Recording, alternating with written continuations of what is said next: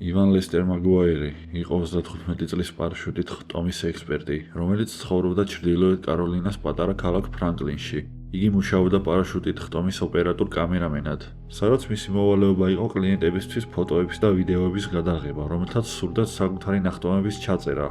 ამ საქმიანობას იგი წლების განმავლობაში ყოველდღიურად ასრულებდა და 1988 წლის 2 აპრილიც არაფრით გასხვავდებოდა სხვა დღეებისგან.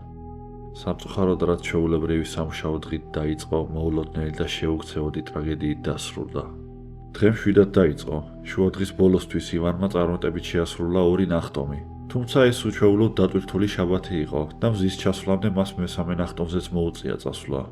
ამ დროისთვის უკვე დაღლილი იყო, მაგრამ არ უნდოდა, რომ დაღლილობას ხელი შეეშალა მის სამუშაოში. ამიტომ დათანხმდა.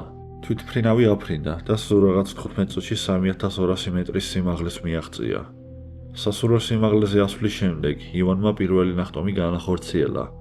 იგი დარწმუნდა, რომ მის ჩაფხუტზე დამაგრებული კამერა მიმართული იყო კლიენტისა და მასთან ერთად მყოფი ინსტრუქტორისკენ. ის, რასაც ახლა ხედავთ, სწორედ მის მიერ გადაღებული მასალის ნაწილია. ნახტომიდან რამდენიმე წამში მეორე ინსტრუქტორმა პარაშუტი გახსნა. ეს იყო ივანისთვის სიგნალი, რომ თავადაც გაეხსნა. მაგრამ როდესაც გამშვები თოკისკენ ხელი მიიტანა, ის ადგილზე არ აღმოჩნდა. ივანი პანიკა მოიცვა. მას შეწყვიტა გადაღებაზე ფიქრი და შეშინებულმა სხეულზე დაიწყო თოკის ზებნა, იმ იმედით, რომ უბრალოდ სადმე გაჭედილი იქნებოდა. სწორედ ამ დროს მან გააკეთა ყველაზე შემზარავი აღმოჩენა. მას პარაშუტი საერთოდ არ ეცვა. რადგან მეორე ინსტრუქტორს უკვე გახსნილი ჰქონდა პარაშუტი, ივანისთვის დახმარება ვერ შეძლო. საკუთარი მდგომარეობის გაცნობიერების შემდეგ ივანისგან მხოლოდ ეს სიტყვები გაისმა: ღმერთო ჩემო, არა. ამის შემდეგ ვიდეო ბუნდოვანი გახდა, რადგან მისი ვარდნის სიჩქარე დაახლოებით 240 კმ/სთ-ზე მეც აღწევდა. იგი დაეცა ტყიან ტერიტორიაზე, ბილიქთან ახლოს და სავარაუდოდ მიწასთან შეჯახებისთანავე გარდაიცვალა. როდესაც მაშველებმა მისი ცხედარი იპოვეს, კამერის აღჭურვილობა და VH კასეტა, რომელზეც ჩაწერა მიმდინარეობდა, მრავალ ნაწილად დამსხრეული იყო. მიუხედავად ამისა, გამოძიებლებმა შეძლეს საკმარისი მასალის აღდგენა, რათა გაერკვიათ თუ რა მოხდა სინამდვილეში. გამოირიცხა ნახტომამდე დანაშაულებრივი ქმედება, ანუ ვარაუდი, რომ ივანმა შეგნებულად არ ჩაიცვა პარაშუტი. თუმცა ეს აჩენს კითხვას, როგორ შეიძლებოდა 800-ზე მეტი წარმატებული ნახტომის მქონე გამოცდილ სპეციალისტს უბრალოდ დავიწყებოდა პარაშუტის ჩაცმა. სამწუხაროდ გამოძიებლების მიერ მოპოვებულმა მტკიცებულებებმა ამ კითხვას პასუხი ვერ გასცა. თუმცა არსებული გარემოებების გათვალისწინებით გაჩნდა რამდენიმე გავრცელებული თეორია, რომელიც შესაძლო ახსნას გვთავაზობს. პირველი ვერსიის მიხედვით, ეს ტრაგედია შესაძლოა უბრალოდ დაუდევრობისა და გადაჭარბებული თავდაჯერებულობის შედეგი. როგორც უკვე აღვნიშნეთ, ივანმა იმ დღეს 2 ნახტომი უკვე შეასრულა და მესამე ფრენამდე დაღლილი იყო. შესაძლოა მას ეგონა, რომ სრულიად მზად იყო, მაშინ როცა სინამდვილეში ყველაზე მნიშვნელოვანი აღჭურვილობა აკლდა. თუმცა თუ მას მხრებზე საერთოდ არაფერი ეკეთა, სავარაუდოა, რომ გარშემო მყოფები ამას აუცილებლად დაინახავდნენ ნახტომამდე. ამით მივდივართ მეორე და უფრო სავარაუდო ვერსიამდე. ინციდენტი მისი კამერის აღჭურვილობამ გამოიწვია. საქმე იმაშია, რომ 1980-იან წლებში განსხვავებით დღევანდელობისგან, როცა მცირე ზომის კამერაც საკმარისია რაღაცის გადასაღებად, იმ დროისთვის გადაღებისთვის საჭირო იყო დიდი ზომის აპარატურა, რომელსაც ადამიანები ზურგჩანთის მსგავსად ატარებდნენ. არსებობს ალბათობა, რომ ივანს და მის გარშემო მყოფებს ეს კამერის ჩანთა პარაშუტში აერიათ და სიმართლე მხოლოდ მაშინ გააცნობიერეს, როცა უკვე ძალიან გვიანი იყო. მიუხედავად იმისა, რომ ივანი ვერ გადარჩა, მისი შემთხვევის ვიდეო რჩება მკაფიო და დამოფიქრებელ შეხსენებად ყველა პარაშუტის მხტომელისათვის, რომ ყოველთვის გადაამოწმონ თავიანთი აღჭურვილობა.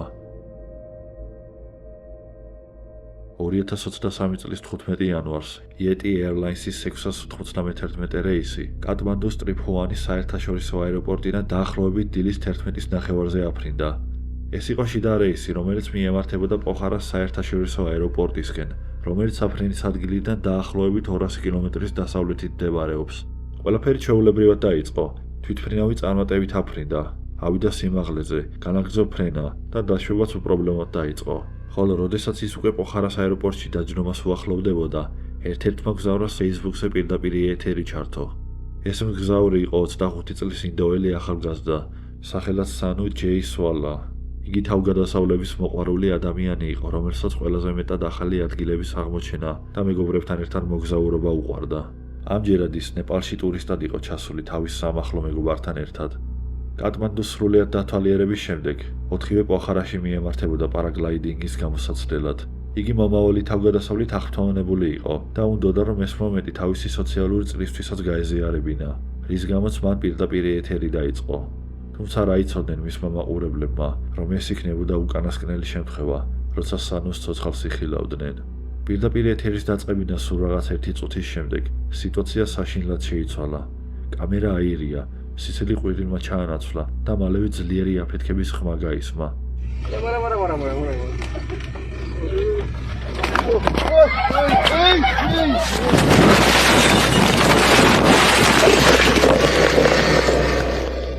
სასწაულად ტელეფონი დაზიანებას გადაურჩა და პირდაპირ ეთერი კვლავ გრძელდებოდა.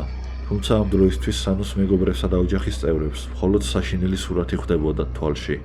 კადრი მთლიანად ალმოდებული ცეცხლით იყო დაფარული. ყველაზე მძიმე კი ის იყო, რომ ყვირილი შეწყდა. აშკარა გახდა, რომ რაღაც საშინელი მოხდა. მალე გაირკვა რა მოხდა სინამდვილეში. რეისი 691 აეროპორტიდან რამდენიმე ასეულის მეტრის დაშორებით დინარის ნაპირს შეეჯახა. ავარიის შედეგად დარჩენილი საწვავი წაალდა. ამიტომ მაშველების მისვლის დროისთვის თითქმის აღარაფერი იყო დარჩენილი. ავარიამ და შემდგომმა ხანძარმა იმსხვერპლა ეკიპაჟის 4-ვე წევრი და 68-ვე მგზავრი. სანუც ამ მსხვერპლთა შორის აღმოჩნდა. მას სრულიად უნებლიეთ ჩაიწერა საკუთარი ცხოვრების უკანასკნელი წუთები.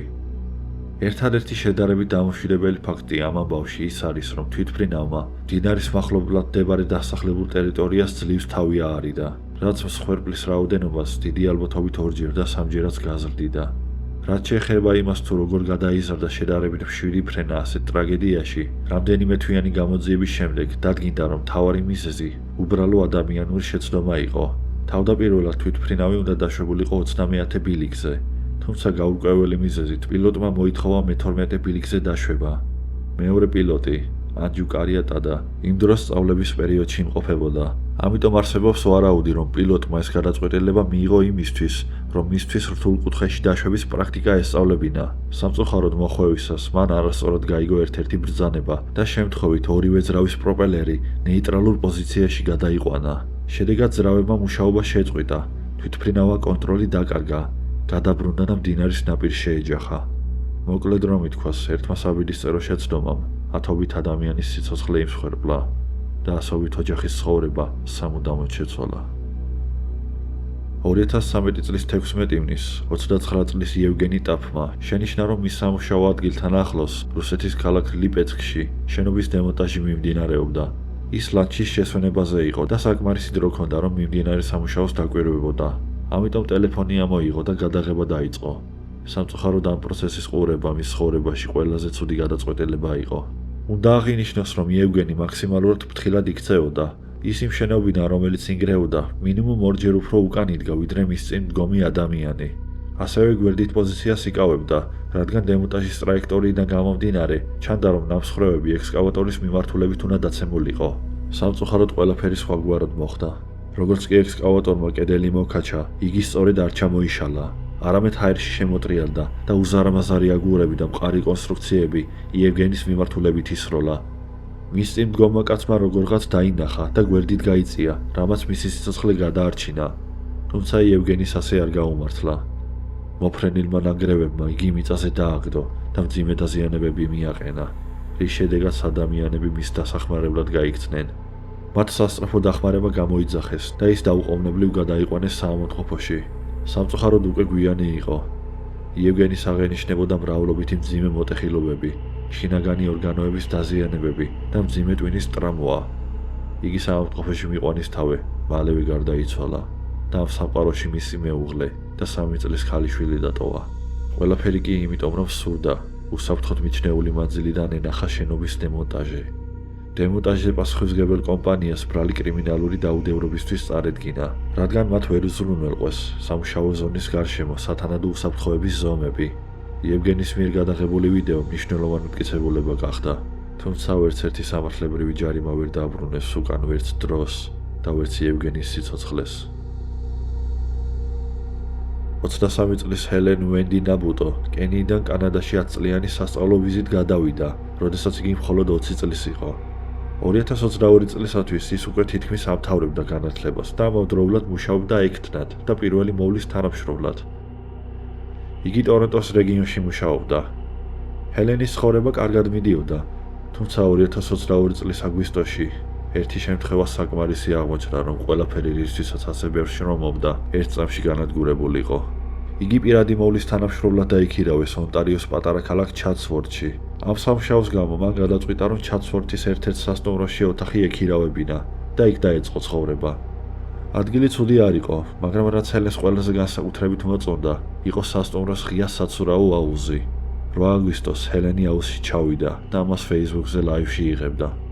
იგი აუზში სრულიად მარტო იყო და ყველაფერი ზუსტად ისეთი მშვიდი და სასიამოვნო აღმოჩნდა, როგორცაც იცელოდა. თუმცა როცა ჰელენი ცურვით ტკბებოდა, მაშინვე ტრაგედია დატრიალდა. აუზში შესვლიდან დაახლოებით 10 წუთის შემდეგ მან გადაწყვიტა ღრმა ნაწილში გაცურვა. სამწუხაროდ ღრმა წყალში შესვლიდან სულ რამდენიმე წამში მან კონტროლი დაკარგა და დახჩობა დაიწყო. უკანასკნელი ჰაერით იგი სასწარკვეთილი დახმარებას ითხოვდა, მაგრამ სამწუხაროდ მისი ხმა არავის გაუგია. თითქმის 1 წუთის განმავლობაში ჰელენი წყალში გადარჩენისთვის იბრძოდა, თუმცა ბოლოს მას ძალა გამოელია და დაიხრჩო. ამ ყველაფერს ხალხი პირდაპირ ეთერში ხედავდა. მისმა უკანასკნელმა სიტყვებმა ცოტა წყლით სიამოვნება მინდა, გაცილებით მძიმე მნიშვნელობა შეიძინა. მაშინ როცა მაყურებლები ელოდნენ, რომ ვინმე ჰელენს შეამჩნევდა, ის თითქმის 3 საათის განმავლობაში შეუმჩნევლად დარჩა.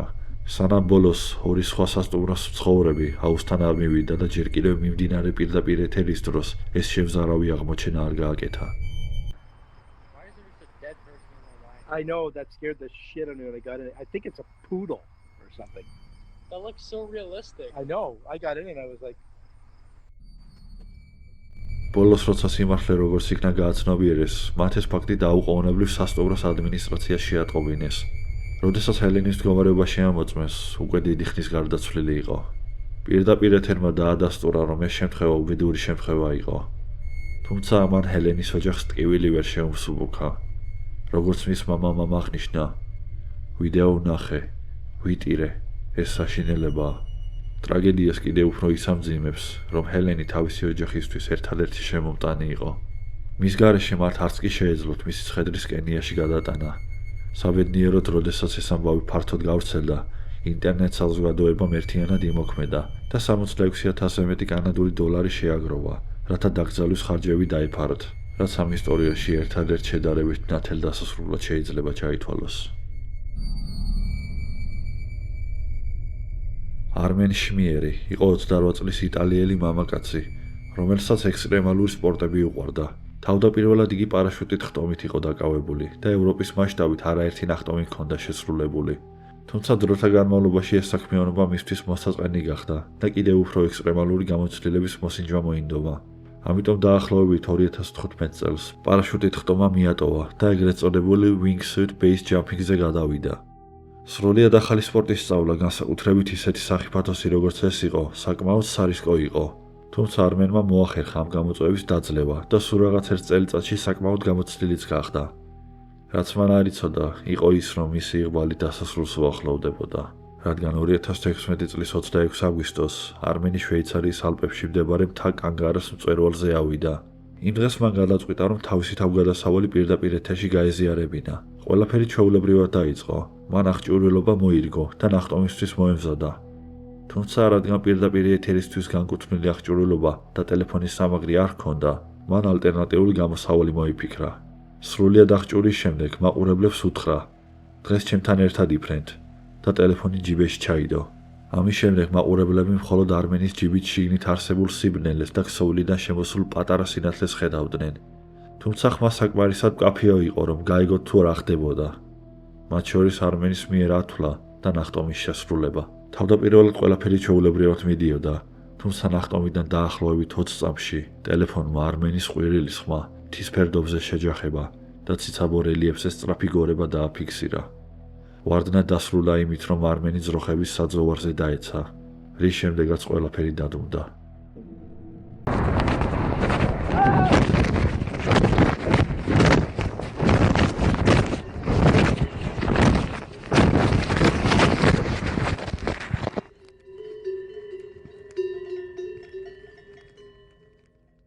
მისი მაყურებლები სწრაფად დაუკავშირდნენ შესაბამის სამსახურებს, რომლებმაც მომდევნო საათებში მის ძებნაში გაატარეს დრო. სამწუხაროდ, როდესაც ის იპოვეს, უკვე ძალიან გვიანი იყო. არმენი მიღებული დაზიანებების შედეგად გარდაიცვალა. მიუხედავად იმისა, რომ შვეიცარიის ხელისუფლებას მისი სიკვდილის ზუსტი მიზეზი არ დაუსახელებია, ერთი რამ ნათელია, იგი გარდაიცვალა იმ საქმის კეთებაში, რაც მას ყველაზე მეტად უყვარდა.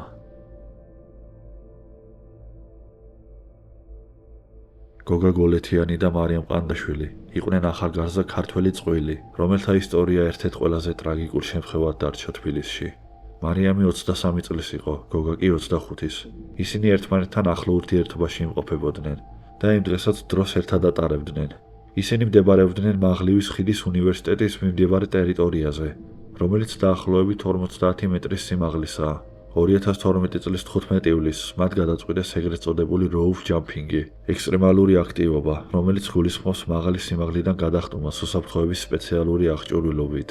თუმცა როგორც მოგვიანებით გაირკვა, სწორედ ამ ცდილობამ ტრაგიკულად დაასრულა მათი ისტორია და სიცოცხლე.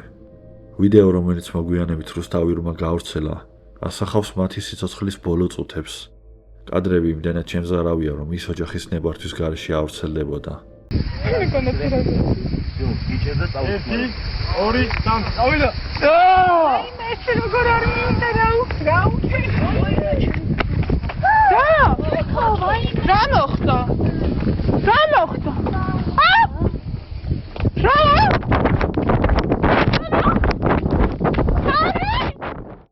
ყველაფერი რამდენიმე წამში მოხდა.